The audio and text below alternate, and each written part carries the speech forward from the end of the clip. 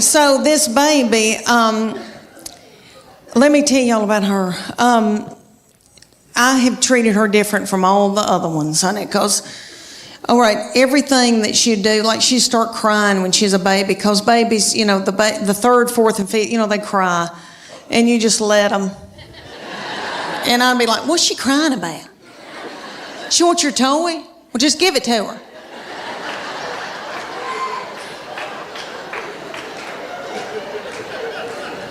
I can't deal with it. I remember saying one time, you want those knives to play with? Okay. What? Okay.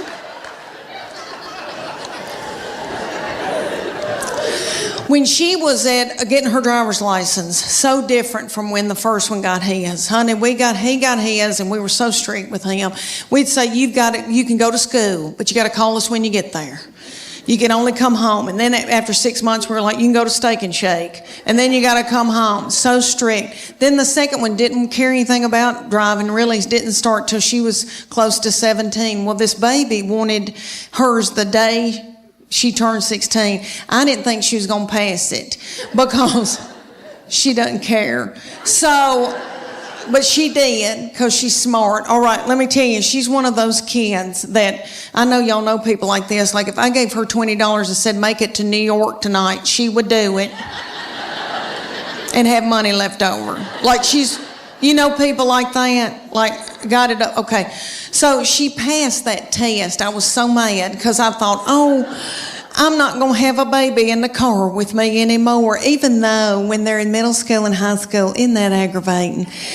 When they turn that radio up and it's blasting and I don't like that song and booming and a-doing, and then I'm trying to drive and I feel like when I can't hear, I can't see. Oh, I don't know. It's awful. But she went and got that darn driver's license, and this is how different it was raising her from the first one and the second one. She got that driver's license. My husband and I were sitting there at night, and he said, where is she? And I said, I don't know.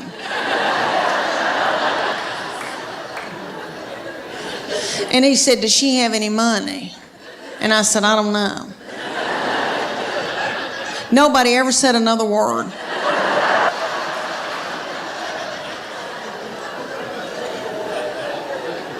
We still don't know where she was. In Knoxville, our children's hospital had asked me for years to be in there Dancing with the Stars. I want to be able to tell y'all it was ABC, but it wasn't. It was in Knoxville, and it was local celebrities. So it's like the weatherman and Phil Fulmer if he didn't have a knee replacement, and you know, people like that. So they had asked me, there's not many celebrities, so they had asked me, and I said, well, I've been eating white flour and I'm in a bad place and I don't know, because they make you wear a bikini with fringe sewn on it. Like ABC. You wear outfits like that, so you're practically nude in front of everybody you've ever known. So I said, this is for little children. This is the least I can do. So they put me with a big old boy that was my partner. He was a doll, and it was very stressful. You had to learn a dance. In 6 weeks, you had to learn a dance. You practiced at night, and then you begged for money during the day. It was a lot. And we were going to learn the cha-cha to Earth, Wind, and Fire, and I was going to kill it. Well, one night, he kind of flung me hard, and I thought, oh, something popped. And something doesn't feel right. The next morning, I woke up, and there was this big bulging thing about right here. And I called my girlfriend in Greenville, Tennessee, and I said, I think I've got backed up poop. And she said,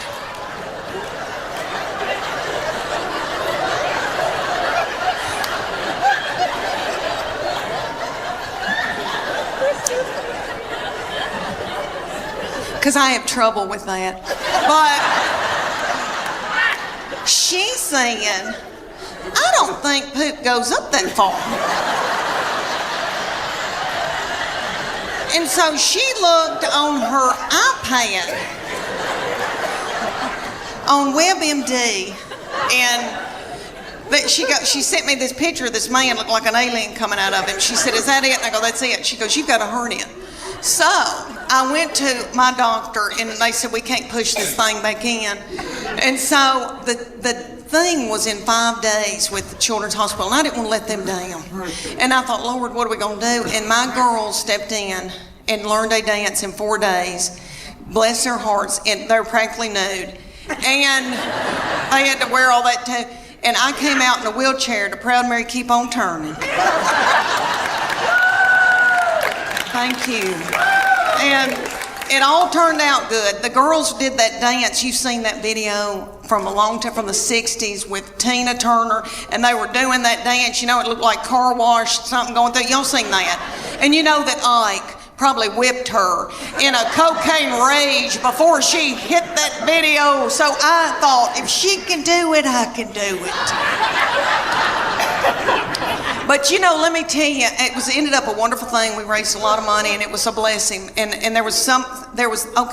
this blessing came out of it. Let me tell you, my husband found out about the cuddling program, and he is a baby cuddler. He cuddles drug-dependent babies every Wednesday night in Children's Hospital. Thank you. Thank you. That is so sweet. He didn't help me with mine, but that is so. And I tell you, for you little mamas out there, you young mamas that are going through, you know, got a bunch of little children vomiting in the carpet, peeing in the closet. When you're trying to pee and they like slide ham under the door and say, "Can you open this, Mom?" I know what y'all want for Mother's Day. Y'all want an Ambien and a hotel room.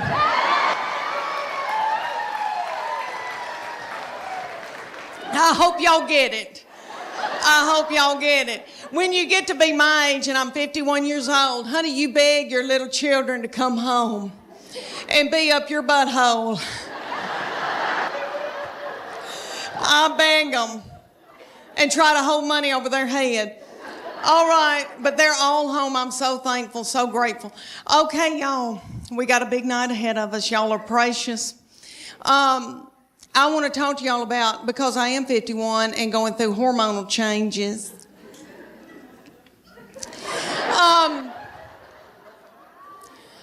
Okay, I am with their daddy, and these children all walked off and left me with him.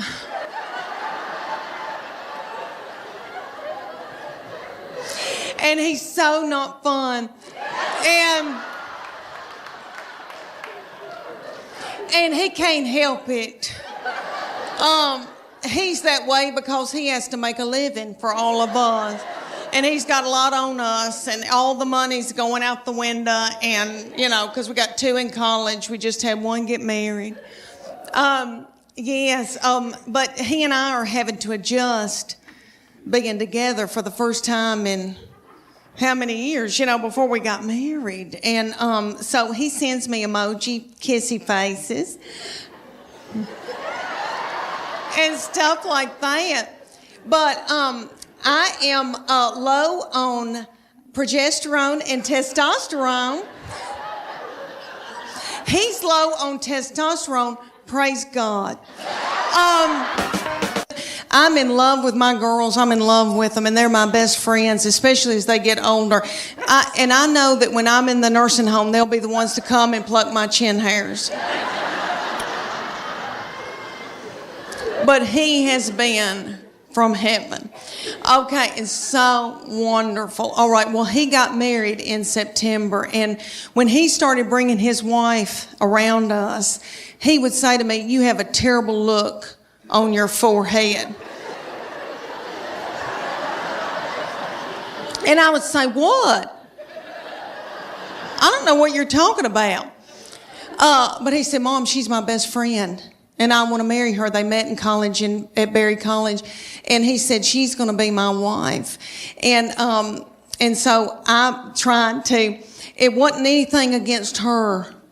It was anybody that was going to come in and take my boy, because he's the best thing that's ever, all right, he's like the best of their daddy. He's like everything their daddy can't be. Does that make sense?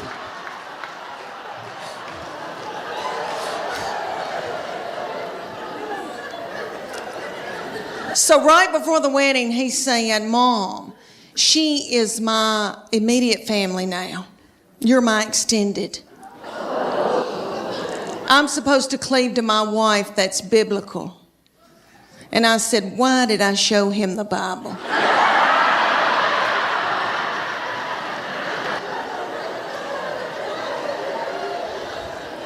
But they had a beautiful wedding, and really, when I got in there and the Holy Spirit was there and God was in it, and I knew they were supposed to be together, and I love her.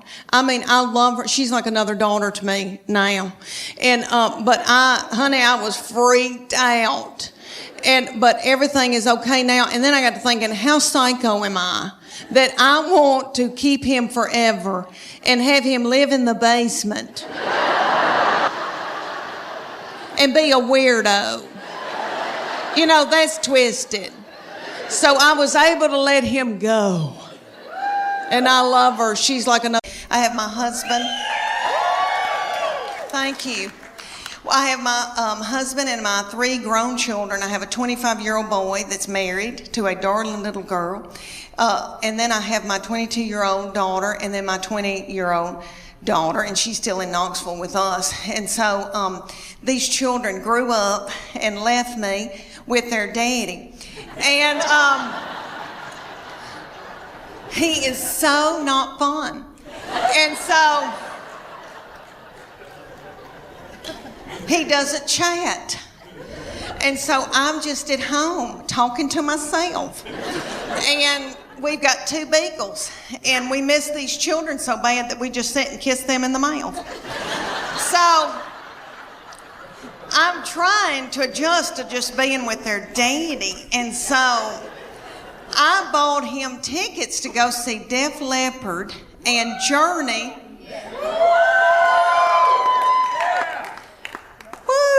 Okay, let me tell you.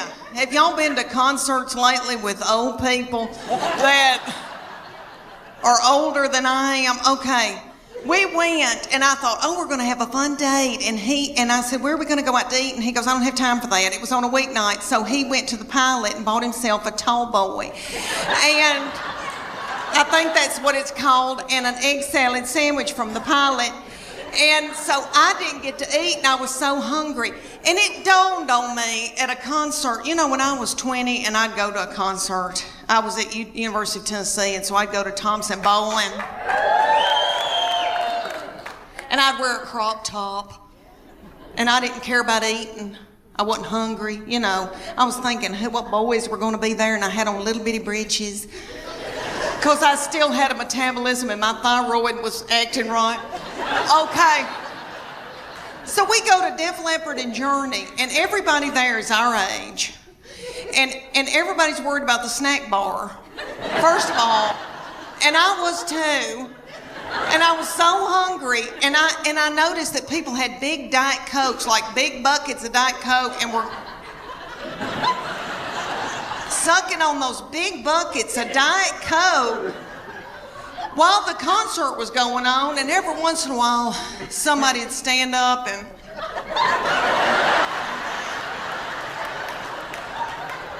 and then they'd sit back down.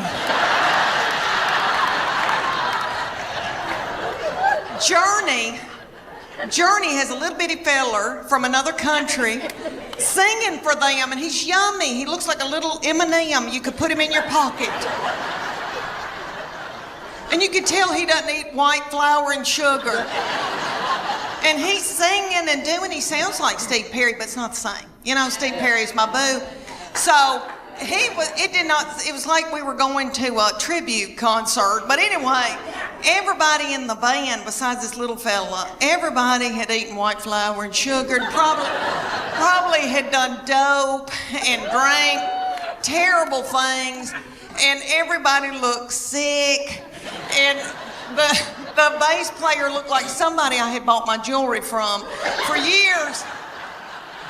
they were just barely a-going. And then Def Leppard came out, and it was that lead singer, I think he's got thyroid issues. His hair was just thin and didn't have a lux to it, and then I noticed he had little bitty tiny legs and a little pot belly stomach. But he sang "Put Some Sugar on It," which I hate that mess.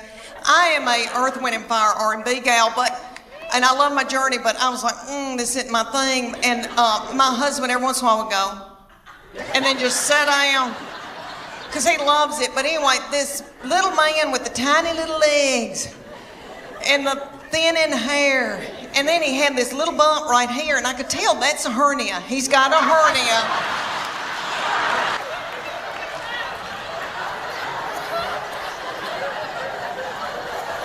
And I bet that he hadn't had time to get it fixed. He hadn't had time to put a mesh in. And you could just see it. It looks like my stomach, because I've had a hernia, but I've had mine fixed. And I thought, oh, bless his heart.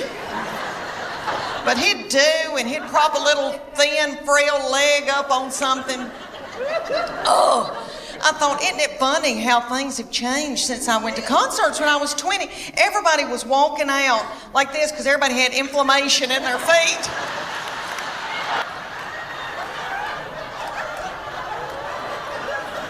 Trying to get to their car. And it was like 10 o'clock. I thought, what are we doing out here? What are we doing? We gotta get home. We gotta get in the bed. It just seems like it just left. Okay, and every summer I think, oh gosh, I've got to go buy a bathing suit. And now it's over, and I barely even wore one. What I've been wearing is my swim dress.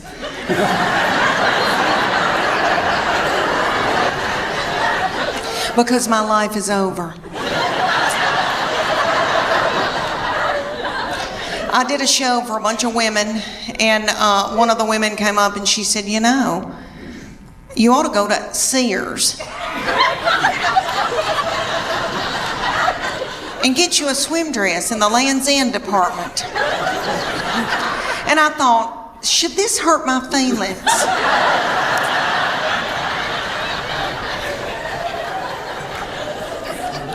So I did. I went to the Sears in Knoxville, Tennessee. They've still got our Sears open. I don't know if y'all's is open or not in Chattanooga. Okay, ours, you go in, there's not a soul in there. The lights are on. Nobody's shopping. Nobody's working. I mean, I felt creeped out, and I thought, are they running dope out of Sears?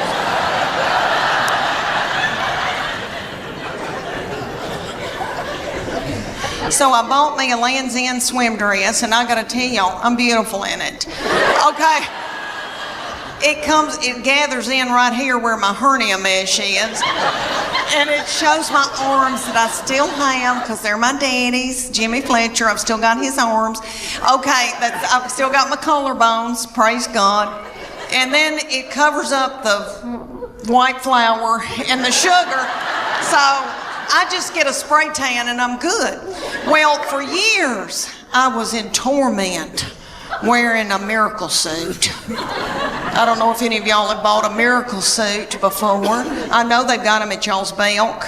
I know they got them. And there's going to be a big gob of them hanging together, because they have hundreds of them. And I wore one year. I felt so desperate after I couldn't wear a bikini anymore. I wore a lavender one in Hawaii, and my husband and I went, and they took this scuba video of us scuba diving, and I popped that video in from Maui, and I thought, oh, I can't wait, and this like big lavender thing goes by, and I'm like, what is that?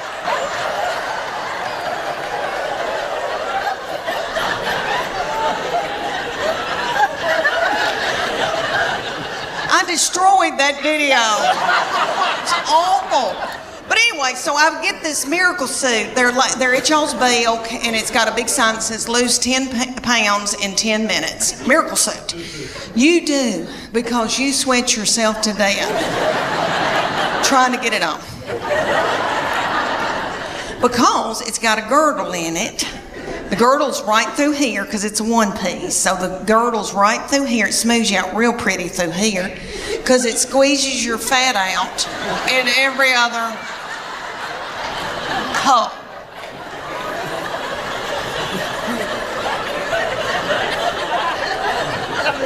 And don't get it wet because somebody will have to cut it off of you.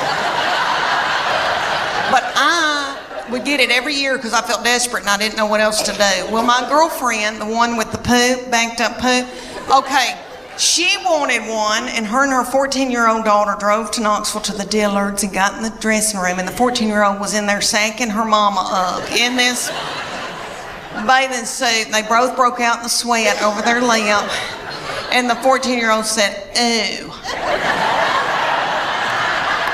Mom. Gross. Let's put it back and get out of here." She said, "I can't. I've got to buy it. I just peed in it." Thank y'all so much. Children's Hospital in East Tennessee, in Knoxville, our Children's Hospital, had asked me for years to be in there Dancing with the Stars. I want to be able to tell y'all it was ABC, but it wasn't. It was in Knoxville, and it was local celebrities. So it's like the weatherman and Phil Fulmer if he didn't have a knee replacement, and you know, people like that. So they had asked me, there's not many celebrities, so they had asked me, and I said, well, I've been eating white flour and I'm in a bad place and I don't know, because they make you wear a bikini with fringe sewn on it like ABC. You wear outfits like that, so you're practically nude in front of everybody you've ever known. So I said, this is for little children. This is the least I can do. So they put me with a big old boy that was my partner. He was a doll, and it was very stressful. You had to learn a dance in 6 weeks. You had to learn a dance. You practiced at night, and then you begged for money during the day. It was a lot. And we were going to learn the cha-cha to Earth, Wind, and Fire, and I was going to kill it. Well, one night, he kind of flung me hard, and I thought, oh, something popped. And something doesn't feel right. The next morning, I woke up, and there was this big bulging thing about right here. And I called my girlfriend in Greenville, Tennessee, and I said, I think I've got backed up poop. And she said,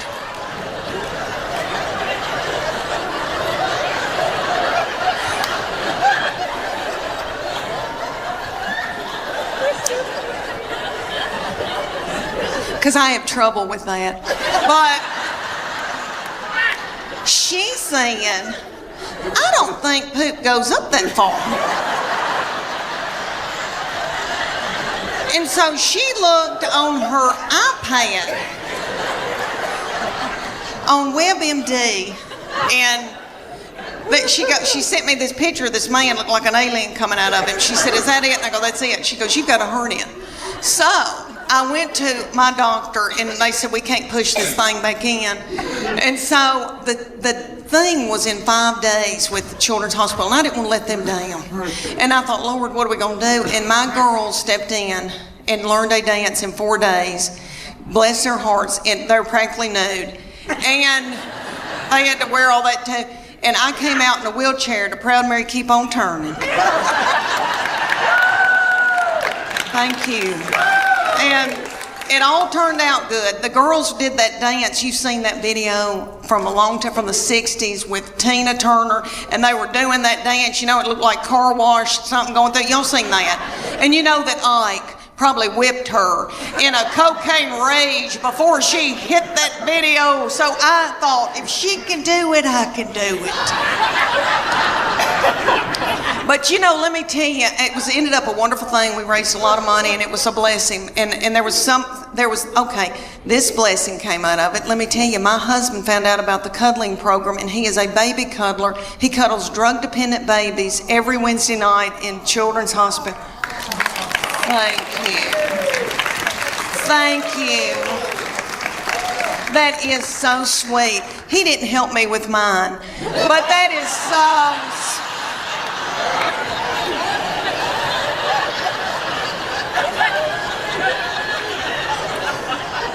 It's because he was out making a living.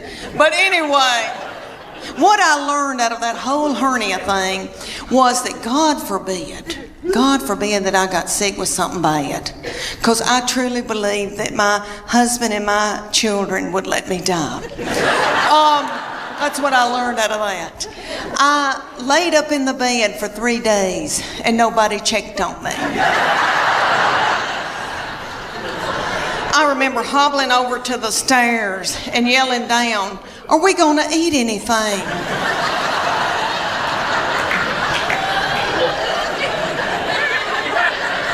And I could just hear people going through my purse.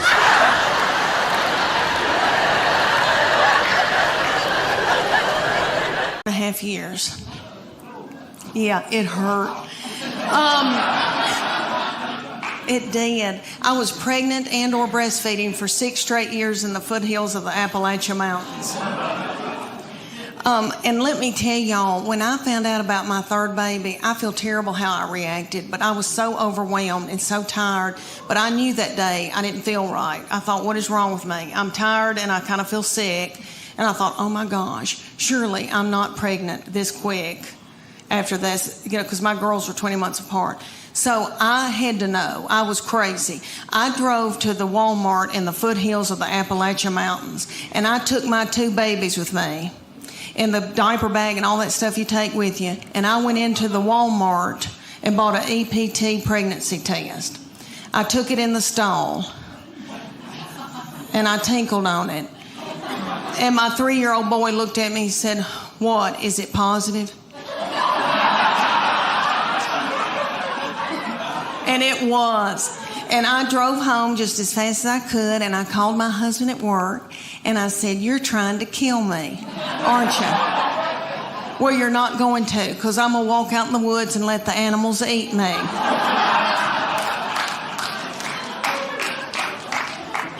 But y'all little mamas probably know what I'm talking about. It's so overwhelming. We would be in the grocery store, and my 3-year-old little boy, so yummy, so sweet, would be in Superman panties with doo-doo balls falling out at the grocery store. I think, oh my gosh, did anybody see that? I don't have anything in my purse to pick it up with. Is some little child gonna think it's a milk dud? Just keep on moving, everybody. Just keep on moving.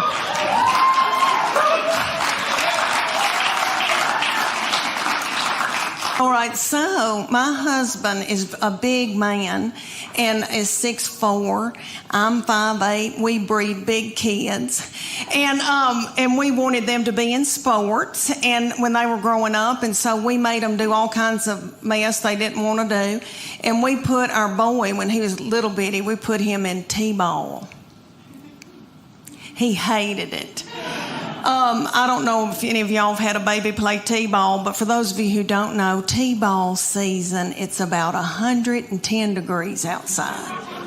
It's little children that are 4 look like they've got a diaper on under their baseball pants or a pull-up. The games last about 3 hours. Nobody ever hits the ball, throws the ball, catches the ball, makes contact with the ball. My baby laid in a fetal position in the outfield the entire season. He never touched a ball. Every once in a while, he'd pop his little head up and say, "Water." One game, it was so hot, and I told the middle one to go out and take her brother a water bottle. She was about 2.5. And she went walking out there with a tutu and a crown and a wand and her pink prostitute shoes from Walmart. She walked about halfway, stopped, got a glazed look over her eyes, pulled her little panties to the side, and pooped in the T-ball field. She really did. So I had to run out there and get a stick and flick it into the woods because I didn't want another child to step in it or think it was a milk dud. He would not play sports for several years because of that trauma. And then ended up playing football and cross country and a bunch of stuff, and still he likes to mountain bike and hike and do scary things, but he likes to come, out west to do it. And he's a fly fisherman. Can y'all tell I'm in love with him? Okay. It's probably your baby's age, y'all's little children, because y'all are so cute. Look, their thyroid's still functioning. Y'all still got hair. Good for y'all. Y'all got on little britches. Yay. Okay. When my middle one, when she was in elementary school, I was so blessed that I got to take them to school and pick them up every day in my minivan. And I would watch them come out, my girls, and I saw them. They were in a good mood. I saw it. All right, they would be goosing each other and waving to all the little children and the principal. See you tomorrow. Okay. Then they'd come over to my minivan, get in, slam the door. That middle one would take her backpack and sling me in the back of the head with it. She'd say every day something like, I'm starving to death. You don't have a piece of cheese in this car? Your driving's making me car sick. I hate her. Why did you have her? And the baby would be sitting over the back. She'd be going, Mom, Mom, Mom, Mom, Mom. And I'd say, what? And she'd go, Mom, Mom, Mom, Mom. I go, what? I'm listening. She could say some of the craziest things. She said to me one day, did Jesus ever have head lice? How do you answer that? I said, well, baby, I don't know. But if he did, I know he healed it. Y'all are tickled. I know y'all are tickled. To go and try on bathing suits. Yay. I'd rather take a bullet. But it's that thing everybody has to do. I did a big show for a bunch of women one time, and a woman came up to me and said, have you ever seen the swim dress at Land's End at Sears? And I was like, no, I'm not dead yet. But she goes, no, I'm not. It'll change your life. So I go to the Sears in my hometown. Have y'all been to Sears lately? There's not a soul in Sears. There's nobody shopping, nobody working. The lights are all on. I thought, are they running dope out of Sears? But I got a swim dress and I'm beautiful in it. I am beautiful in it. It covers up all my boogity-boo. Okay. So, what I've worn for years, over the years, is a miracle suit. The miracle suit is at department stores. It's got a tag on it that says lose 10 pounds in 10 minutes. And you do, because you sweat yourself to death trying to get it on.